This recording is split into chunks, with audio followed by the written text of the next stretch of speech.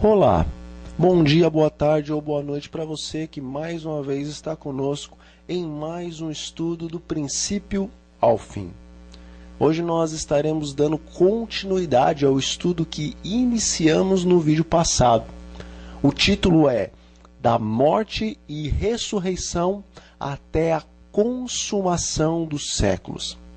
Estes dois vídeos que nós estamos fazendo, eles estão mais direcionados às 7 igrejas do livro do Apocalipse.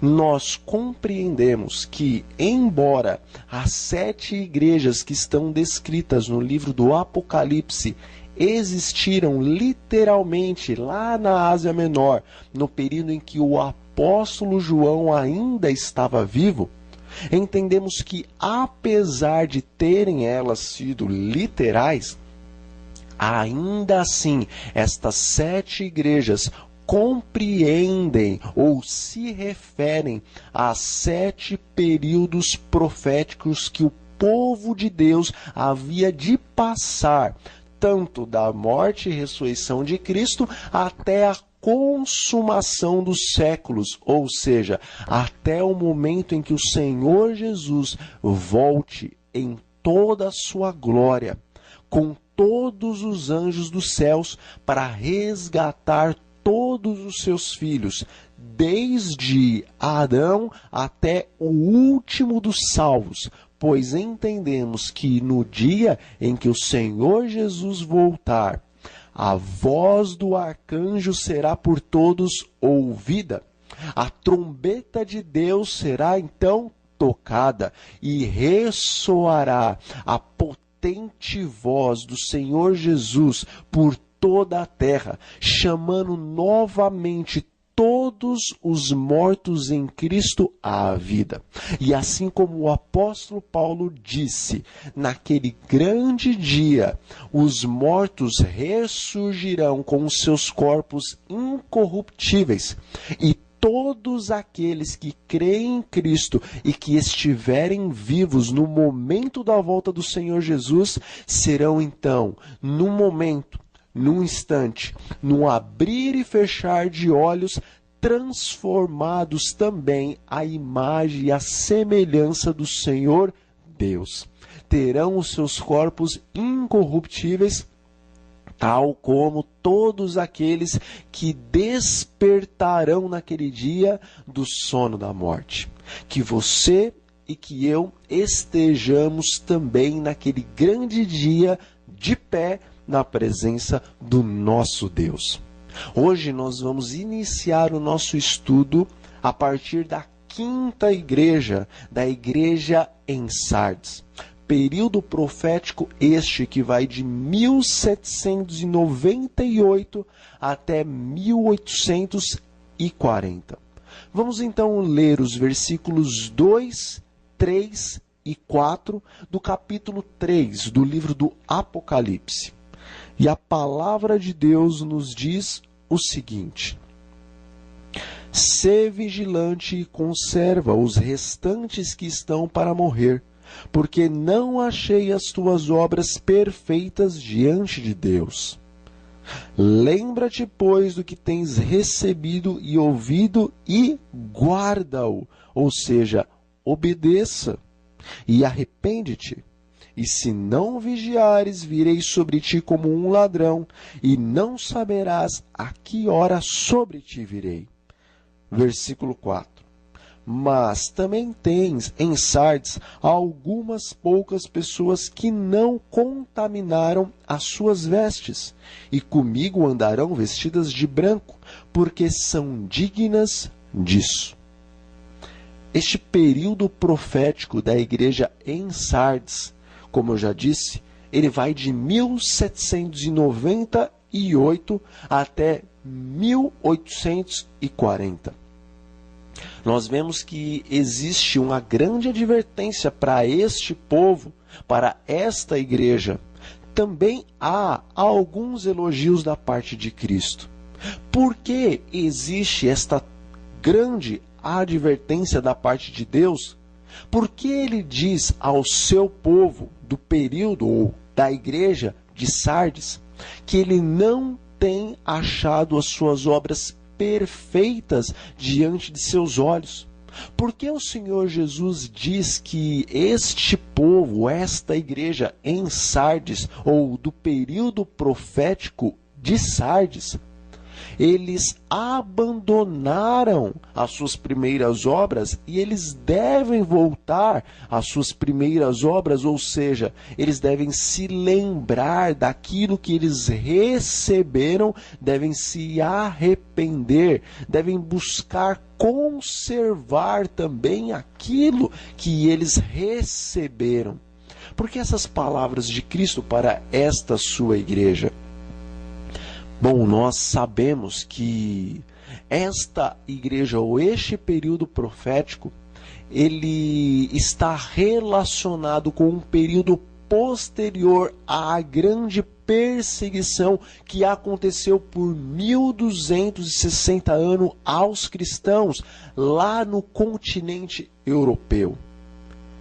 Antigamente, o continente europeu era o centro do cristianismo.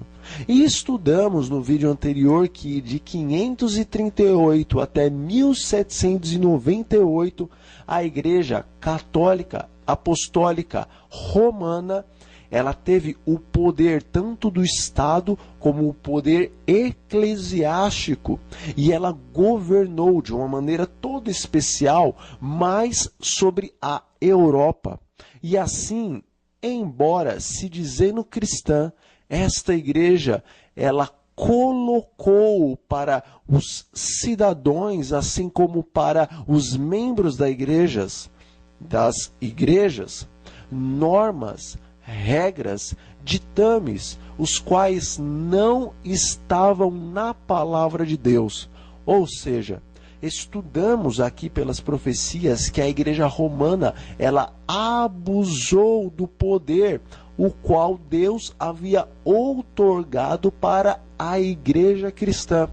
Sendo assim, muitos e muitos cristãos que desejavam continuar seguindo e servindo a Cristo de acordo com a palavra de Deus, foram então perseguidos e tiveram que fugir para as montanhas.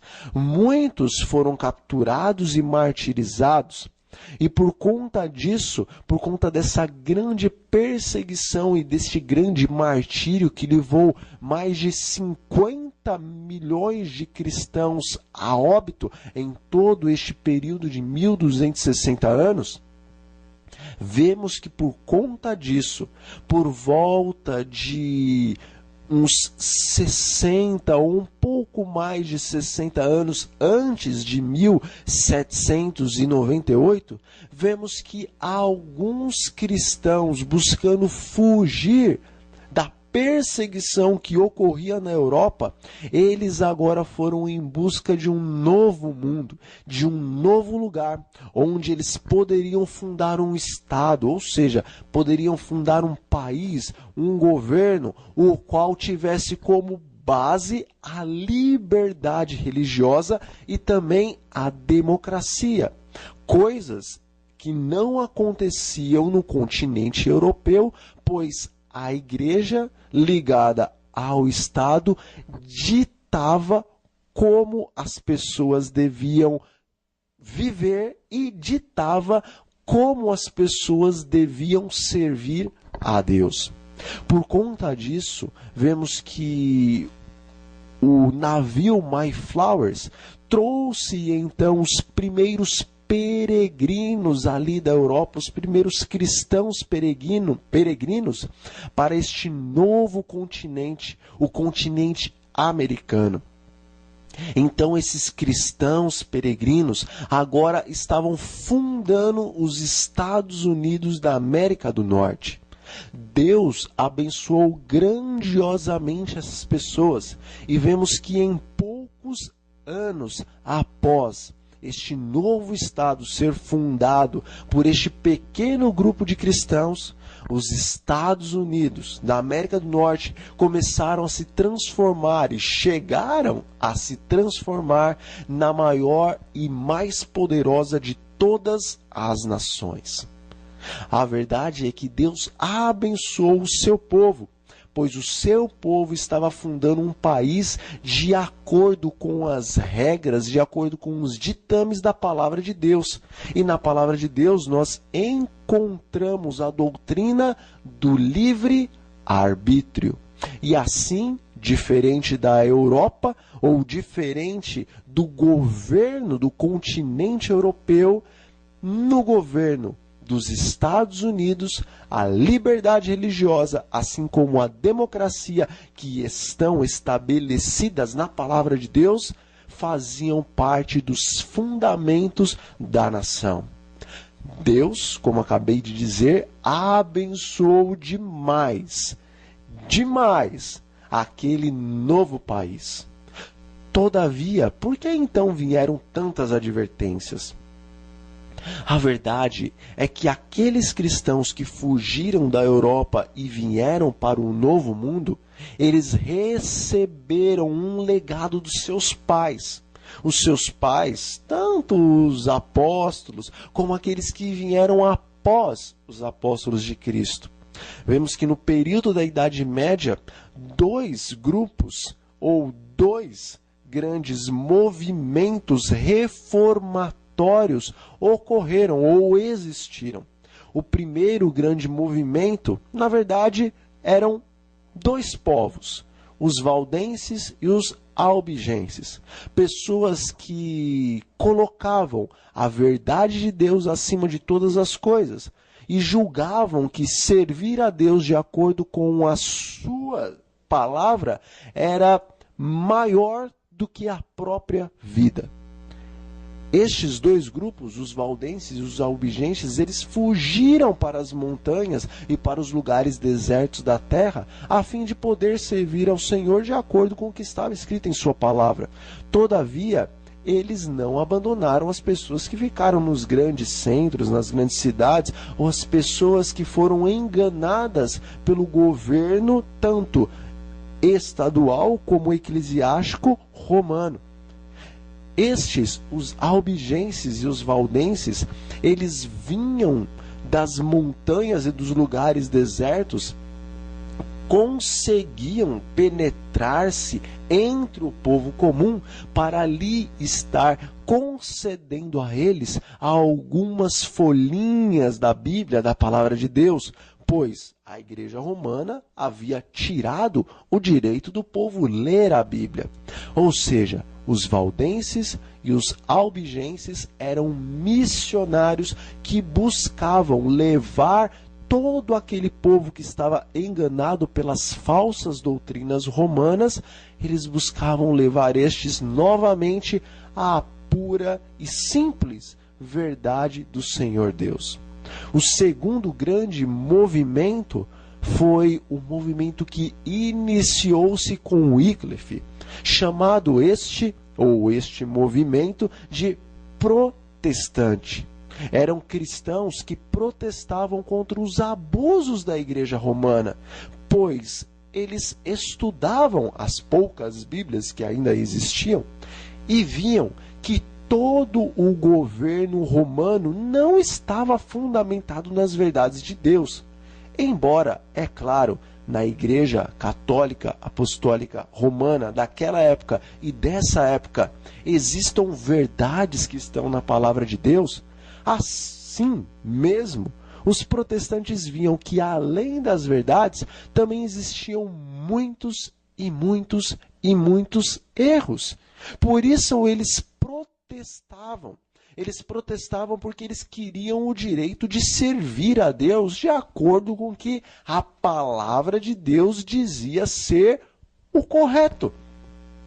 Contudo, o governo eclesiástico e estadual ditador romano não permitia que o povo servisse a Deus como o povo desejava servir.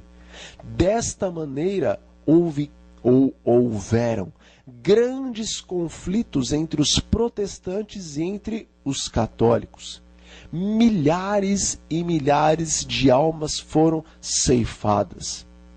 Muitas caravanas, muitas tropas, muitos exércitos romanos eram enviados para destruir todos aqueles que não aceitavam, que não se rendiam às ordenanças do bispo de Roma e de toda a cúpula romana. Como eu já disse, em todo este período, mais de 50 milhões de cristãos morreram. Enfim, cansados de tanta perseguição, muitos dos cristãos agora começaram a sair da Europa para ir para o Novo Mundo. Mas agora, chegando ali naquele local o qual Deus havia para eles providenciado e fundando este novo país, cuja a liberdade religiosa e a democracia eram uma realidade, os cristãos agora se viram em uma situação de conforto. Esqueceram toda a tribulação que os seus pais, tanto os valdenses como os albigenses, como os protestantes, passaram lá na Europa para conseguirem uma maneira, um meio de viverem uma vida mais digna, tanto no aspecto espiritual como no aspecto social. Esqueceram-se da missão a qual o Senhor Jesus havia dado para o seu povo, que era ir e pregar o Evangelho a toda a tribo, nação e língua, para que viesse logo o fim, ou seja, o final do grande conflito entre Cristo e Satanás. Se acomodaram, tal como o povo judeu se acomodou, por causa das bênçãos as quais Deus havia para eles concedido. Na verdade, transformaram as bênçãos de Deus em maldição para eles mesmos.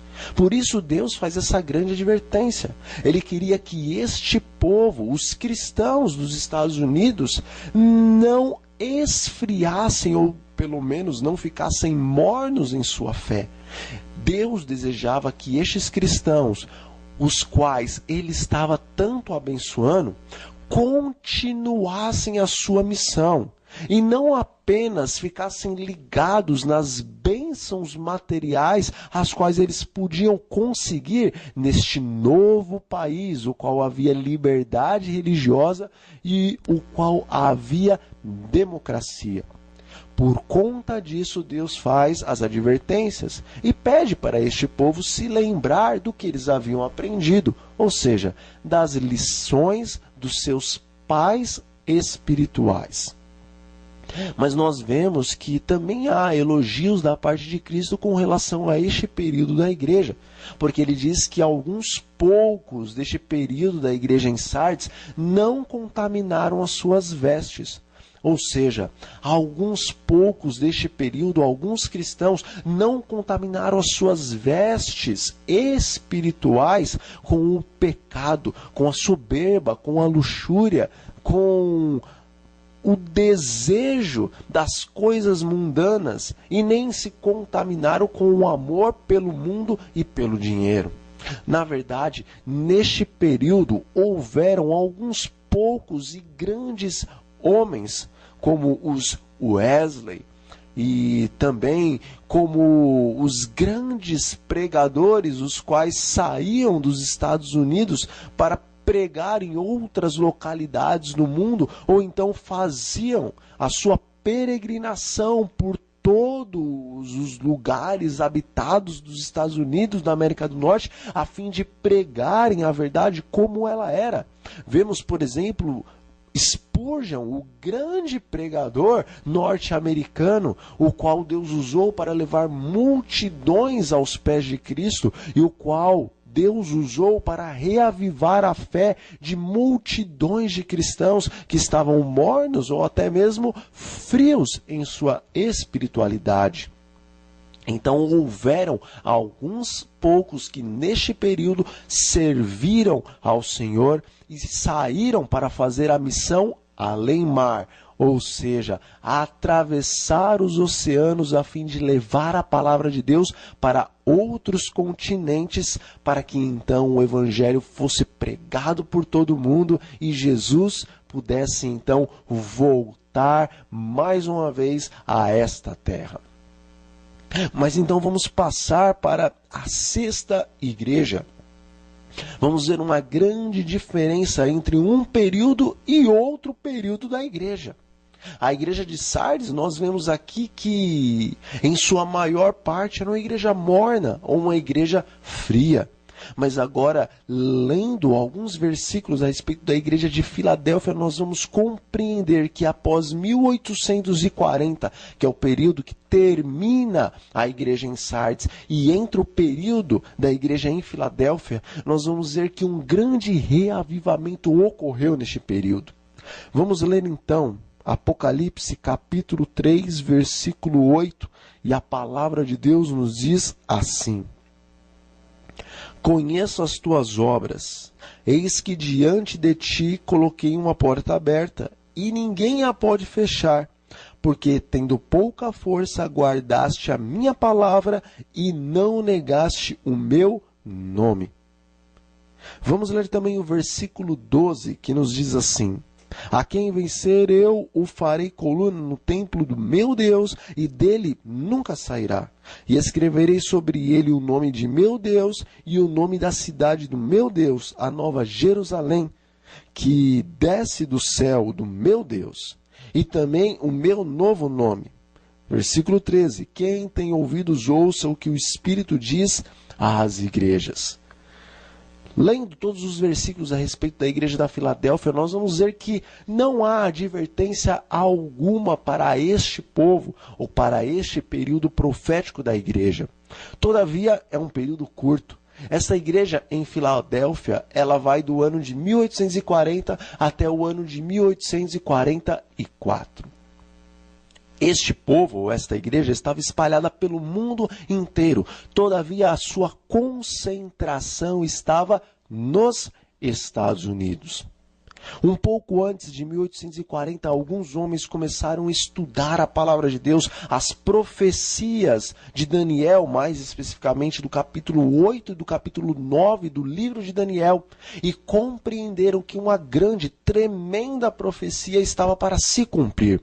Ali no capítulo 8, versículo 14 do livro de Daniel, nós lemos que após 2.300 tardes e manhãs, ou seja, profeticamente entendendo, após 2.300 anos, o santuário seria purificado. Então, aqueles estudiosos desta época que antecedia o ano de 1840, eles compreenderam que após as 2.300 tardes e manhãs descritas ou profetizadas por Daniel, Jesus voltaria a esta terra e purificaria a mesma, pois naquela época entendia-se que o santuário era a terra e que a purificação do santuário era a volta do Senhor Jesus, quando todas as obras que existem na terra seriam consumidas pelo fogo, o qual está a envolver o Todo-Poderoso, que é o Senhor Deus, o Senhor Jesus Cristo. Bom, compreenderam então que a profecia estava para se cumprir, e realmente estava para se cumprir, pois o profeta Daniel nos diz que a profecia deveria começar a ser contada após a saída do decreto, o qual ordenava que Jerusalém fosse reconstruída. Vemos pela história mesmo, a história dos judeus, a história dos hebreus, que este decreto foi lançado por Artaxerxes. A própria Bíblia nos diz que Artaxerxes decretou que Jerusalém, que estava destruída, fosse agora reconstruída, restaurada, reestruturada, e também o seu templo. Esta ordem de Artaxerxes saiu no ano de 457 a.C., contando então as 2.300 tardes e manhãs, que nós sabemos que na profecia cada tarde e manhã, ou seja, cada dia transforma-se em um ano. Então, após estes 2.300 anos da profecia, chegamos à data de 1844. A profecia, ela não mente, a palavra de Deus, ela é perfeita, verdadeiramente. De 457, contando 2.300 tardes e manhãs, vamos chegar ao outono de 1844. Então, a partir de 1840, movimentos grandiosos em todo o mundo foram formados. e homens cheios do Espírito de Deus, assim como mulheres cheias do Espírito de Deus, começaram a pregar com muito poder que o Senhor Jesus estava para voltar à terra. Foi um período de grande reavivamento no mundo inteiro que acreditava na palavra de Deus, e de uma maneira especial nos Estados Unidos, pois a Europa deixou de ser o centro do cristianismo e os Estados Unidos passou a ser o centro do cristianismo. Por isso que o movimento foi mais forte nos Estados Unidos da América do Norte. Vemos que milhões de pessoas estavam esperando o segundo advento de Cristo. Contudo, somente grupos pequenos, é lógico, comparado à multidão dos grupos que não aceitavam que Jesus viria naquela época, somente um grupo pequeno, ou grupos pequenos espalhados pelo mundo, criam que verdadeiramente em 1844 o Senhor Jesus retornaria a este planeta e purificaria este planeta de toda a contaminação do pecado. Nós conhecemos a história e sabemos que os mileritas e outros grupos que haviam espalhados pelo mundo, eles se prepararam espiritualmente, fisicamente, mentalmente, eles se prepararam de todas as maneiras para esperarem o advento, ou seja, o retorno de Cristo no outono de 1844. A verdade é que chegou o ano de 1844 e Jesus não veio.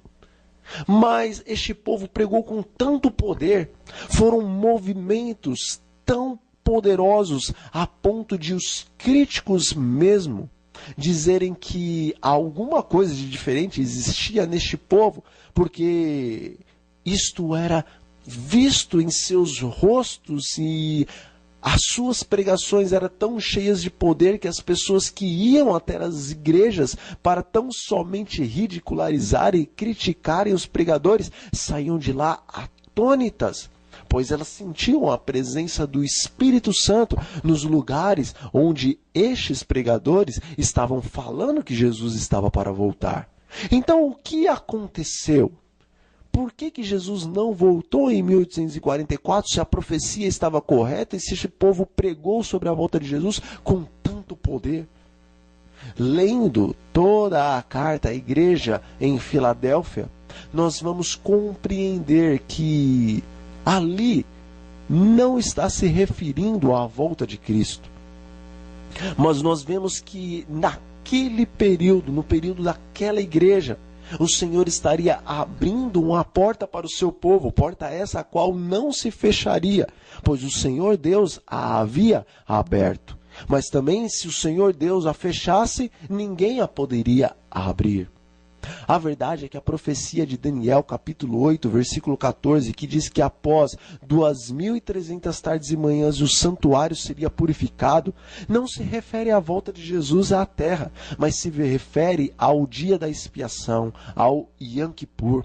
Pois nós compreendemos que tudo que acontecia lá no Antigo Testamento com relação ao tabernáculo haveria de ocorrer, mas de uma maneira literal, e não aqui na terra, mas no céu, no verdadeiro santuário, erigido ou construído, erguido, não por mãos humanas, mas pelo próprio Deus, de acordo com o que o apóstolo Paulo nos fala no livro de Hebreus. Nós cremos que tudo que aconteceu no tabernáculo e no templo aconteceria no templo e no tabernáculo que existe nos céus. Assim como lá no tabernáculo no deserto existia o dia da expiação, o Yom Kippur, o dia da purificação de todos os pecados dos judeus, assim também, é claro, de maneira literal e muito maior e divinal, havia de ocorrer o Yom Kippur, o dia da expiação, no santuário celestial. A verdade é que o Senhor Jesus, o nosso sacerdote, o nosso sumo sacerdote e também o Cordeiro de Deus que tira o pecado do mundo, a partir de 1844 ele deu início a uma nova e espetacular e tremenda fase no santuário celestial.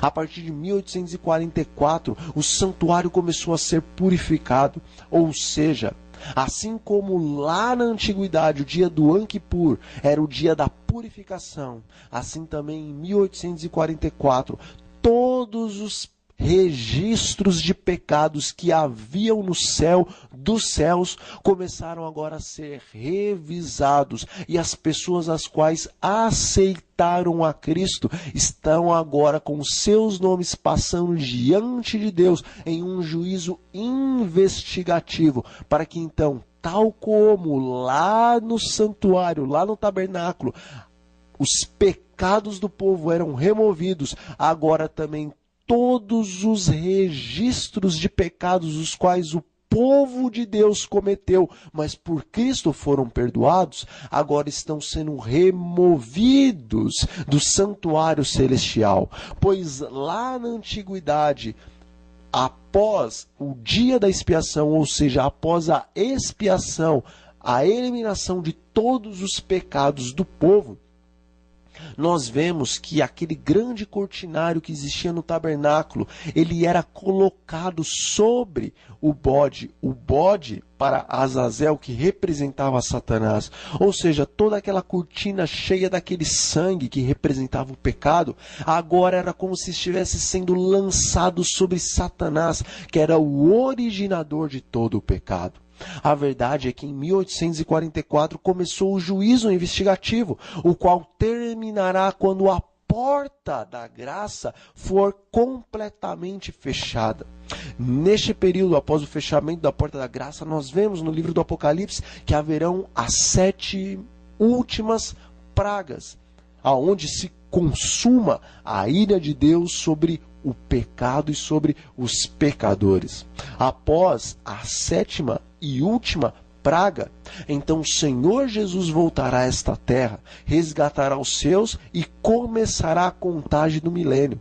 Todavia, quando o Senhor Jesus voltar para resgatar os seus e começar a contagem do milênio, então, tal como na antiguidade os pecados dos filhos de Deus eram colocados sobre a cabeça do bode, ou seja, sobre a cabeça do bode que representava Satanás, quando o Senhor Jesus voltar, tendo feito a purificação de todos os pecados dos seus filhos, agora ele estará lançando sobre Satanás os pecados de todos aqueles que um dia se arrependeram e entregaram as suas vidas a Cristo Jesus.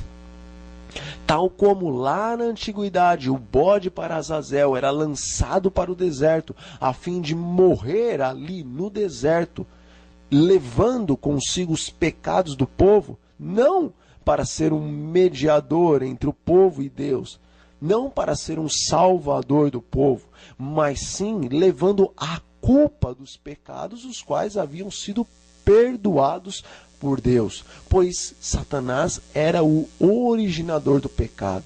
Da mesma forma, agora, só que de maneira literal, após a expiação que começou em 1844, quando o Senhor Jesus retornar a esta terra, todos os casos daqueles que aceitaram o seu sacrifício estarão resolvidos. Por causa do sangue de Cristo, todos estarão salvos. Todavia, todos os registros de pecado, ou seja, todos os atos que foram cometidos pelos filhos de Deus, ainda que foram perdoados por causa do sangue de Cristo, eles continuam registrados nos livros dos céus. Quando o Senhor Jesus voltar, então todos esses pecados que estavam registrados nos livros dos céus, os pecados daqueles que aceitaram a Cristo, todo o peso destes pecados serão lançados sobre as costas de Satanás.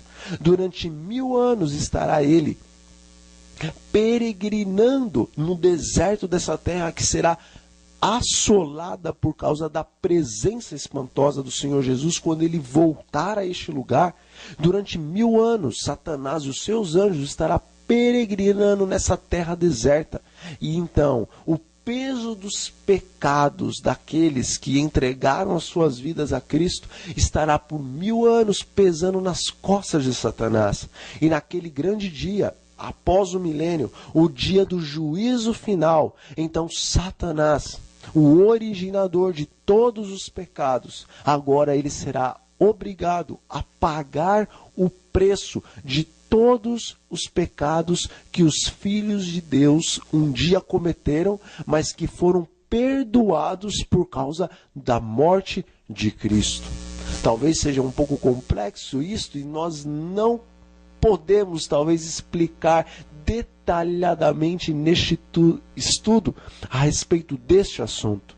Mas que você procure estudar mais as profecias, o livro de Daniel, o livro do Apocalipse. Estude também o livro de Levíticos e assim você vai compreender mais profundamente o que diz respeito a este assunto da expiação, pois nós estamos vivendo neste período, o período da expiação. A verdade é que uma porta no céu foi aberta, pois Jesus estava iniciando um novo serviço no lugar santíssimo do santuário celestial. Ninguém pode fechar esta porta que no santuário celestial foi aberta, pois o próprio Cristo a abriu. Somente Deus fechará essa porta quando terminar assim o tempo de graça. Tempo este que ainda existe para você e que ainda existe para mim. O Senhor está hoje no santuário celestial, está no lugar santíssimo do santuário celestial. Ele está à destra de Deus o Pai, ele está à direita do Deus o Pai, intercedendo por você e intercedendo por mim, intercedendo por todos aqueles que humildemente se achegam a Ele. O Senhor ainda está oferecendo graça e perdão para todos aqueles que querem desfrutar das maravilhas as quais Ele preparou de antemão nos céus dos céus. Pois Ele disse que Ele subiria aos céus, Ele subiria ao Pai a fim de preparar mansões, a fim de preparar moradas e um lugar para todos aqueles que desejassem estar eternamente em Sua presença.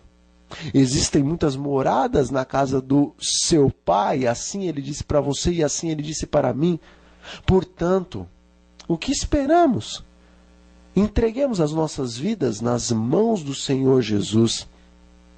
Façamos parte daquele povo, daquela grande multidão que naquele dia, no dia da vinda de Cristo, estará alegremente olhando para os céus e dizendo: este é o Deus a quem nós aguardávamos e Ele nos salvará. A porta da graça ainda está aberta. Todavia estamos nos momentos finais da história deste grande conflito entre Cristo e Satanás. Estudaremos no próximo vídeo a respeito da igreja em Laodiceia. Estudaremos a respeito da última igreja antes da vinda do Senhor Jesus a esta terra, a este planeta. Nós estamos nos últimos segundos proféticos e Deus ainda te chama e Deus ainda me chama. Que não nos demoremos, que não nos delonguemos nas coisas deste mundo. Veja ao seu redor, meu amigo e minha amiga. Veja, meu irmão e minha irmã, os sinais estão aí. Todos os sinais descritos na palavra de Deus, todos os sinais que o Senhor Jesus nos deixou em Mateus capítulo 24, eles estão ocorrendo e simultaneamente.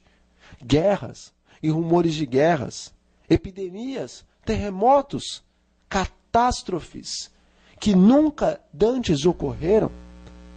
As profecias estão se cumprindo, tanto as profecias de Daniel, como as profecias de Mateus 24, assim como as profecias de Apocalipse.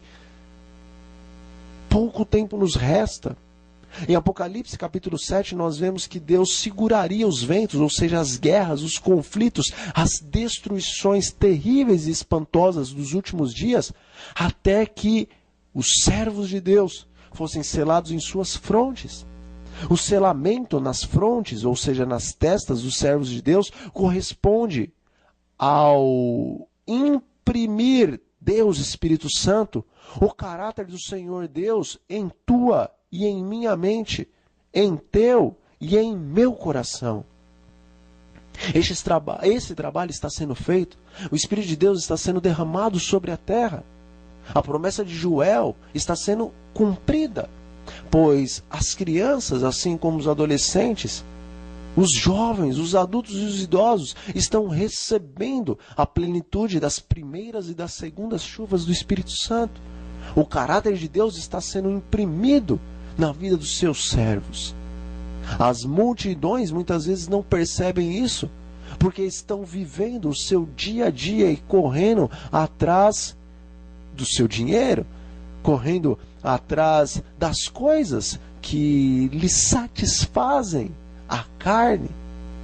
Mas aqueles que têm olhos e ouvidos espirituais podem ver e podem ouvir o que está acontecendo. Deus está erguendo um povo, o qual nesses últimos dias dará uma última advertência ao mundo. Temei a Deus e dai-lhe glória, pois é chegado o tempo do seu juízo. E adorem aquele que fez o céu, a terra, o mar e as fontes das águas. Essa é a palavra, esta é a mensagem dos servos de Deus nos últimos dias. Um clamor está sendo ouvido nos quatro cantos da terra. Pela televisão, pela internet, pelas igrejas, nas praças, de casa em casa. Os servos de Deus estão indo, estão pregando a palavra do Senhor. Algo tremendo e espantoso está acontecendo. O exército de Deus está sendo alinhado, estabelecido. A armadura celestial do Senhor está revestindo os seus servos. O Senhor está preparando um exército descrito no capítulo 2 do livro de Joel, um exército perfeito, um exército que marcha perfeitamente, porque o Espírito Santo vai adiante do seu povo, a fim de levá-los para a guerra e de fazê-los vitoriosos em Cristo Jesus. Essa é uma guerra espiritual entre a verdade e o erro. A verdade, ela é pura e ela é como espada. E aonde ela entra, ela corta e ela fere, porque a verdade dói. Todavia, dói, machuca, mas não leva à morte, senão à morte do eu. A verdade, embora ela machuca, embora ela doa, e embora ela mate o eu, ainda assim ela traz as pessoas à vida que vem dos céus. Todavia, a mentira é diferente da verdade. A mentira está misturada com a verdade. E por isto esse grande e último conflito é tão tremendo, terrível e até espantoso. Porque a verdade, ela vai de encontro com as meias-verdades. Satanás, infelizmente, também é sábio, pois ele foi um querubim ungido. Ele esteve na presença de Deus e sabe como Deus trabalha. Então ele mistura as verdades de Deus com os erros do paganismo e faz hoje um cristianismo babilônico. Oh, meus irmãos e minhas irmãs, escutem o apelo de Deus que está no capítulo 18 do livro do Apocalipse. Sai dela, povo meu. Sai de Babilônia para que não sejais participantes dos seus flagelos. A Babilônia de hoje é uma Babilônia espiritual, a qual mistura a verdade com o erro.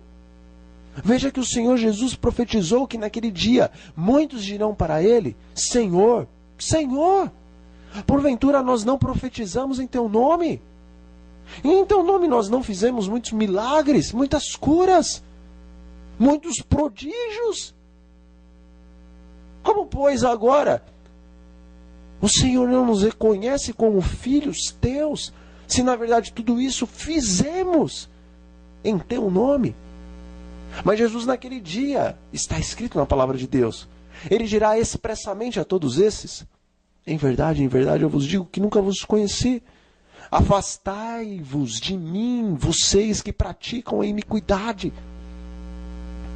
Uma grande multidão, diz a palavra de Deus, muitos neste dia dirão essas coisas, porque muitos foram enganados. Muitos estão sendo enganados. O cristianismo da prosperidade, o cristianismo do emocionalismo, o cristianismo do poder que não vem do alto, mas do poder que vem de baixo. Este está enganando os servos de Deus, está levando multidões ao despenhadeiro, ao abismo da morte eterna. Mas você não pode acreditar em homens, pois Paulo elogiou aqueles que escutavam sua palavra, que depois iam para a palavra de Deus para confirmar se o que ele, apóstolo de Cristo, dizia era verdadeiramente a verdade. Faça como os bereanos, que foram elogiados por Paulo. Tudo aquilo que você ouvir de mim, ou do seu pastor, ou de quem quer que seja, você deve comprovar se realmente é assim na palavra de Deus. Peça o Espírito de Deus. Não o Espírito de Deus, o qual as igrejas hoje pregam. Pois Satanás também pode dar poder, pois infelizmente ele e os seus anjos têm poder. Não busque somente sensações, pois o Espírito de Deus ele não está realmente disposto a te dar sensação de poder. O Espírito de Deus ele quer te dar o verdadeiro poder.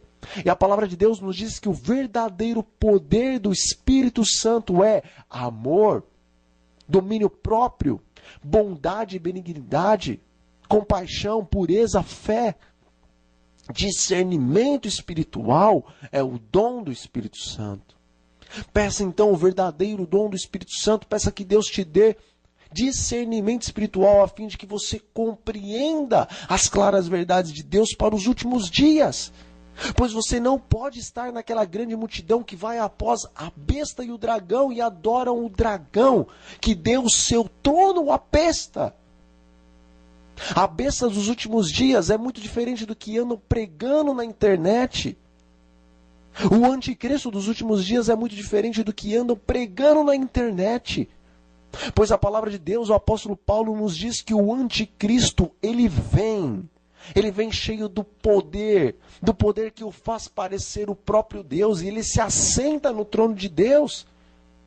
As multidões que serão enganadas nos últimos dias, elas estarão sendo enganadas por causa de um líder religioso, por causa de um poder religioso, por causa de uma união, de um ecumenismo religioso que fala paz, paz e prosperidade, quando na verdade Deus está olhando essa união e esta falsa paz e essa falsa prosperidade como uma grande abominação, a qual culminará nas sétimas, últimas pragas. As pragas, as quais consumam a ira de Deus sobre este governo político-religioso que mistura a verdade com o erro e que deita a lei de Deus por terra. Diz o profeta Daniel no capítulo 7, versículo 25, que este poder religioso que se parece com o poder de Deus e que se assenta no trono de Deus, ele deitaria a verdade de Deus, a lei de Deus por terra. Ele pisaria a lei do Senhor Deus. Ele excluiria os mandamentos do Senhor. Ele diria que a lei foi abolida, pois a lei dos 10 mandamentos nunca, jamais pode ser abolida. A lei de Moisés foi, mas a lei de Deus não foi. Jesus, o teu Senhor, o meu Senhor, o teu Mestre, o meu Mestre, o Deus infinito, ele disse que passariam os céus e a terra, mas as verdades da sua lei, a lei do Senhor, as suas palavras eternas que foram gravadas na rocha com o seu dedo divino, essas não passariam, e nenhum tio, nenhuma vírgula, nenhum Y, nenhum J, nada seria retirado da sua santa, eterna, bendita e justa, assim como boa lei. O governo político-religioso que se levanta nesses últimos dias como sendo o anticristo, o qual recebe poder do dragão para se parecer com Cristo. Este governo político-religioso, ele deita a verdade, ele deita a lei de Deus por terra, e ele exclui os mandamentos do Senhor e coloca os mandamentos de homem. Meu amigo e minha amiga, você nunca parou para estudar de onde que vem a santificação do domingo? Você nunca parou para compreender por que o sábado foi deixado ou colocado de parte e o domingo foi introduzido no cristianismo? Você nunca parou para pensar um pouquinho que em todas as religiões pagãs o domingo era sempre o dia da adoração? Você nunca parou para considerar que hoje os satanistas e os maçons e todos aqueles que fazem parte de sociedades secretas, eles têm o domingo como o dia do sol, o dia do Deus pagão maior? Porque esse dia foi introduzido no meio do cristianismo? Porque esse dia é tão bem visto para os cristãos? Será que realmente é uma homenagem à ressurreição de Cristo? Diz a palavra alguma coisa? Diz a palavra de Deus alguma coisa com relação ao dia do domingo ser o dia de comemoração à ressurreição de Cristo? Aonde está isso escrito, meu amigo? Toda vez que a palavra de Deus se refere ao primeiro dia da semana, nunca se refere ao primeiro dia da semana como um dia especial. O profeta Isaías nos diz que o sábado do Senhor, este será guardado mesmo depois da nova terra e do novo céu. O livro do Apocalipse, nas versões mais originais ao texto em grego, dizem que aquele que guarda os mandamentos de Deus, este terá direito à árvore da vida. Os mandamentos de Deus não são 8 e nem 9, eles são 10. Nós não vamos ser salvos por guardar os mandamentos de Deus, meus amigos. Mas nós vamos nos perder por transgredirmos os mandamentos de Deus. Somos salvos pela graça, mas somos julgados pela lei. É por isso que o anticristo, é por isso que esse governo estadual e também religioso,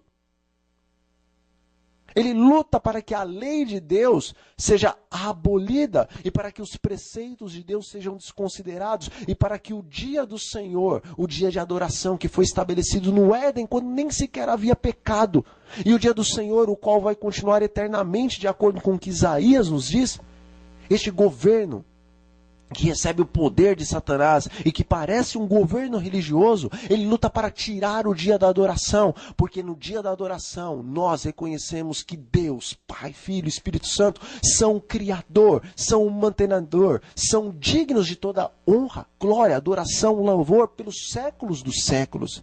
Mas quando nós tiramos o sábado do Senhor, o dia que Deus estabeleceu para nós o adorarmos, o louvarmos e nos alegrarmos em sua presença. E quando nós colocamos o domingo do Deus Sol, nós então estamos colocando no centro da lei de Deus um Deus que não é o Pai, o Filho e o Espírito Santo, mas sim Satanás, que é o Deus maior do paganismo. Em 321 depois de Cristo, Constantino, o grande imperador romano, ele lançou a lei de Deus por terra e se cumpriu a profecia de Daniel, capítulo 7, versículo 25. Ele lançou a lei de Deus por terra e ele aboliu o santo sábado do Senhor, o qual desde a morte e ressurreição de Cristo até o ano 321 depois de Cristo, todos os discípulos de Cristo guardavam. Vá até as enciclopédias, eclesiásticas e veja que o imperador romano substituiu o dia do Senhor pelo dia do sol, pelo domingo, o primeiro dia da semana. Veja que em 364 depois de Cristo, no concílio de Laodiceia, os líderes da igreja não foi Deus, não foi o Espírito, não foi Cristo, mas sim o concílio humano. Os líderes da igreja, tal como os fariseus, os saduceus, eram líderes da igreja, e eles foram os principais da morte de Cristo. Assim também em 364 os líderes da igreja decidiram definitivamente que o sábado deveria ser abolido e que o domingo deveria entrar em lugar do sábado. Pode o homem, meus amigos, mudar as leis e as ordenanças de Deus? De maneira nenhuma. Foi por isso que foi profetizado que um poder haveria de pisar a lei de Deus. E infelizmente a profecia nos diz que quando eles pisassem a lei de Deus, eles iam prosperar nisso. Desde 321 e depois desde 364 tem se prosperado essa mentira de que o sábado de Deus e que a lei dos 10 mandamentos fora abolida. E assim continuará até o tempo do fim da graça. Mas a palavra de Deus no livro do Apocalipse, ela nos diz que o Senhor Deus tem um remanescente, o qual guarda os mandamentos de Deus e tem o testemunho de Jesus. Estes são violentados pelo poder do dragão, e a palavra do Senhor Deus nos diz que haverá um martírio martírio deste povo, uma perseguição sobre este povo nos últimos dias. As nações estarão iradas, as religiões estarão unidas, todas sobre uma falsa base de um cristianismo que não está estabelecido na verdade de Deus, estarão perseguindo a igreja do Senhor, o povo remanescente, o pequenino povo remanescente que guarda os mandamentos de Deus e que tem o testemunho de Jesus. Você deve fazer parte deste povo, você deve fazer parte deste remanescente, você deve guardar todos os 10 mandamentos de Deus e ter o testemunho de Jesus. Crer em Jesus, saber o que é o verdadeiro espírito da profecia. Você é chamado a fazer parte deste povo. Jesus te chama a fazer parte deste remanescente, a fim de pregar com toda a autoridade do poder do Espírito Santo as verdades as quais estão em Apocalipse capítulo 14, para que então, assim como Jesus profetizou, que quando estas verdades forem espalhadas por todo o mundo, virá o fim. O fim está próximo. E você é convidado para fazer parte do grande exército de Deus, pequenino aos olhos dos homens, mas grande aos olhos de Deus, que estará pregando com todo o poder a verdade do Senhor para estes últimos dias e que haverá de ver com os seus próprios olhos o Rei da Glória retornando para salvar, para resgatar o seu povo que está no cativeiro desta terra. No próximo vídeo nós estudaremos sobre a última igreja, a igreja em Laodiceia, sobre o último período, o qual você e eu estamos fazendo parte. Convido agora você, meu amigo e minha amiga, meu irmão e minha irmã, para que feche os seus olhos, curve a sua fronte e vamos falar com o nosso soberano Deus. Oremos. Senhor nosso Deus e nosso Pai, agradecemos porque nos deu a sua palavra. Agradecemos porque podemos abrir as Santas Escrituras e compreendermos aquilo que o Senhor nos tem para dizer. Nós entregamos as nossas vidas em Tuas mãos e pedimos também que o Senhor nos dê o dom do Espírito Santo a fim de compreendermos a Sua palavra e a fim de termos poder para pregá-la de maneira que os homens tomem uma decisão ao lado de Cristo, ao lado da verdade, para esses últimos dias. Em nome do Senhor Jesus, nós oramos a Ti e nós lhe agradecemos. Amém. Meu amigo e minha amiga, meu irmão e minha irmã, foi um prazer estar com vocês, falar das verdades de Deus para vocês e eu espero vocês no próximo vídeo. Não percam os últimos vídeos desta série do princípio ao fim. E que a graça de Deus esteja sobre vocês. Este é o meu desejo e oração. E até mais.